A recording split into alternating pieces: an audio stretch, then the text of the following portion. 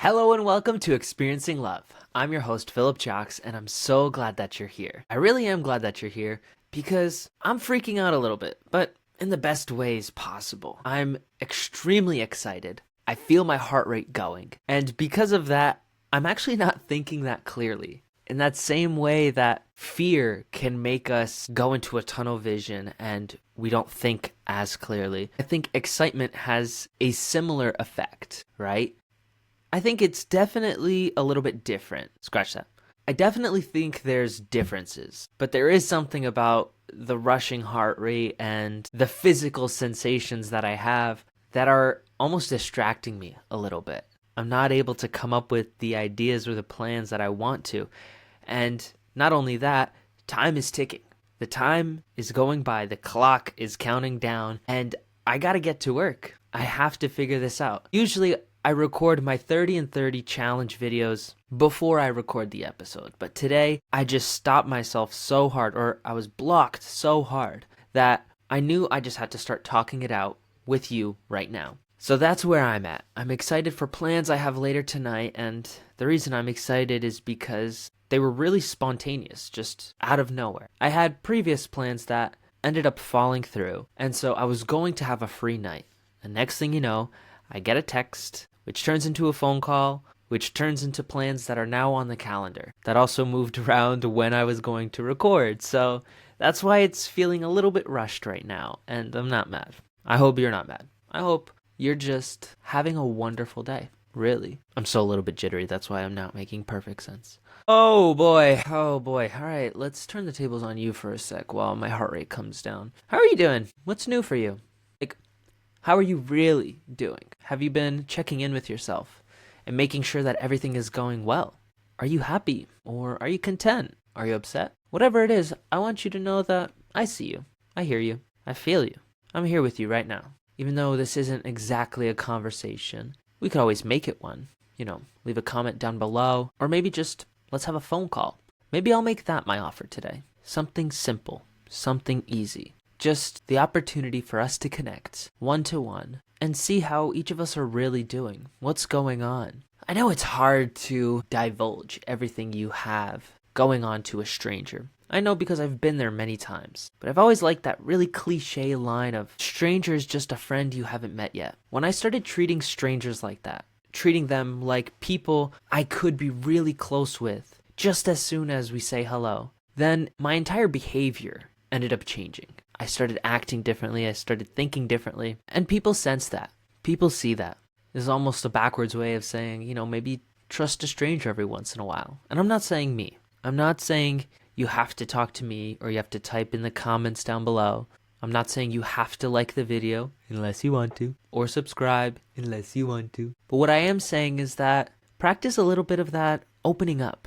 Practice a little bit of that sharing of yourself with another person. Something tells me you're really cool. Something tells me you know something that I don't. In that same way, I know that I know something you don't. So maybe, just maybe, this phone call that we have together is just us sharing what we know. Sharing with each other what we can do to help. Because I guarantee you that anytime I have calls where someone is asking for help, I get helped in the same way, if not more. They don't see it. They see me answering the phone and listening and sharing what I know and helping them out with whatever they have going on. But what's really happening inside of me is I'm feeling joy. I'm feeling passion and fulfillment and love. I have the tendency to feel emotions pretty deeply. Yeah, I've had years where I didn't feel them so deeply. I actually cut off my emotions for a little bit too long, actually. Those are some dark times, because when you try to cut off your emotions, they're still there.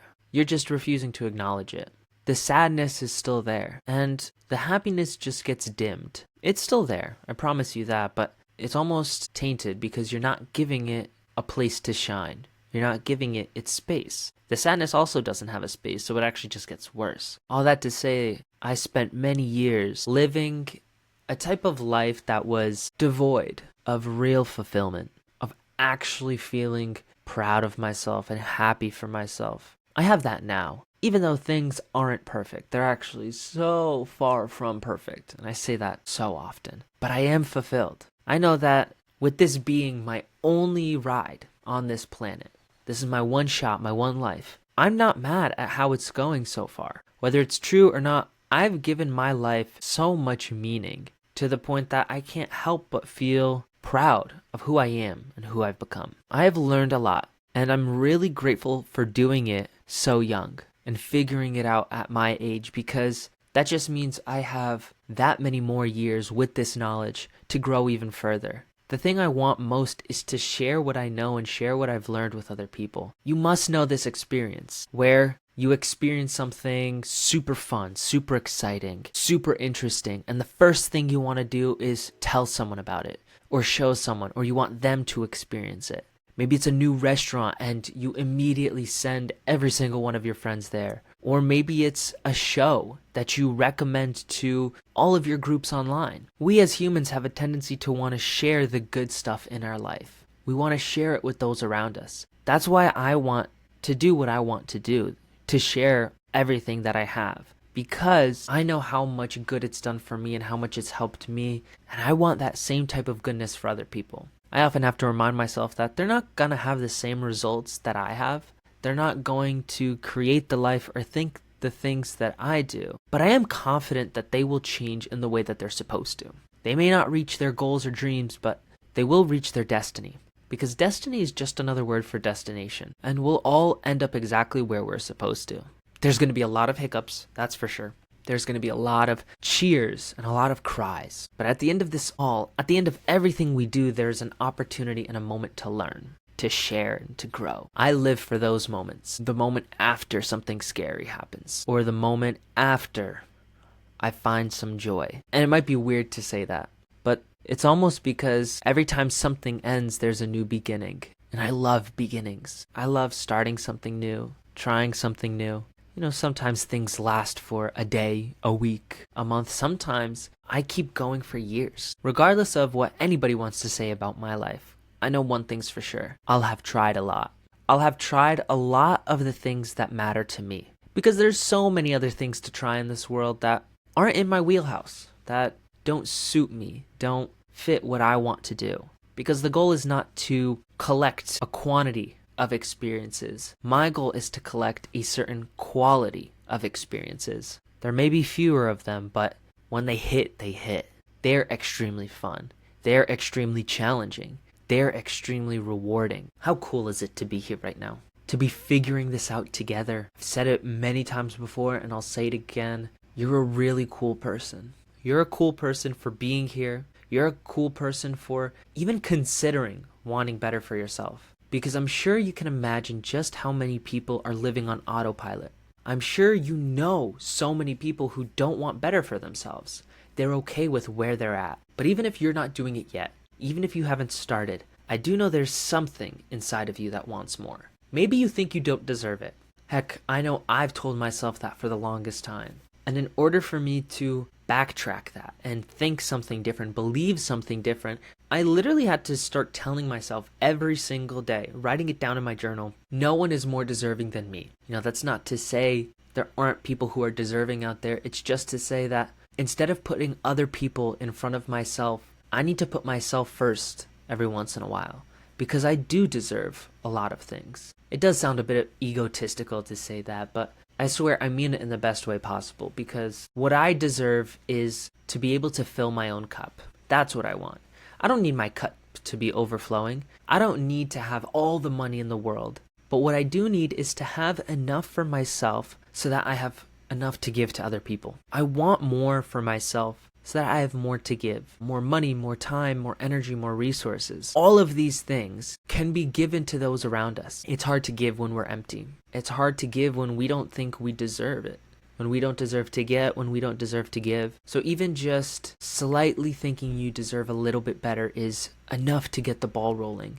It was enough for me. I'm getting there. I'm learning. I'm expanding my view. And I also know that God listens. God responds. God is listening what you're saying to yourself. And if you're telling yourself that I don't deserve any more, well, then you're not going to get any more. But if you start truly believing that I deserve more so that I can give more, God will give you more. I've experienced it all this year, all of last year, because that's when I actually started listening. That's when I actually started to open my eyes and see what was out there in the world. I've always been given gifts, and honestly, we all have.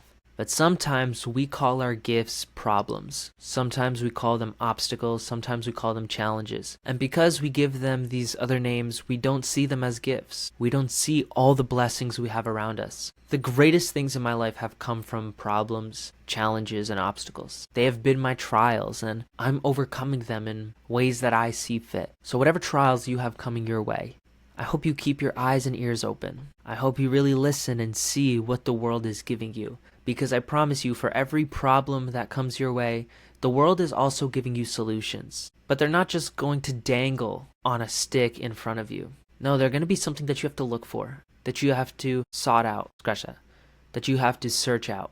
And when you find it, it'll be worth it, because your problem will go away, and you will become a better finder, a better searcher, I guess. Anyways, I'm ranting. And by talking to you, I've solved my own problem by just offering a phone call to those who need it, because I know for a fact there are those who need it. So therefore, I hope you have a beautiful rest of your day, one filled with love, hugs, kisses, and lots of smiles. And while that's happening, just remember to always fill up with the love. And I look forward to seeing you in the next one. I love you.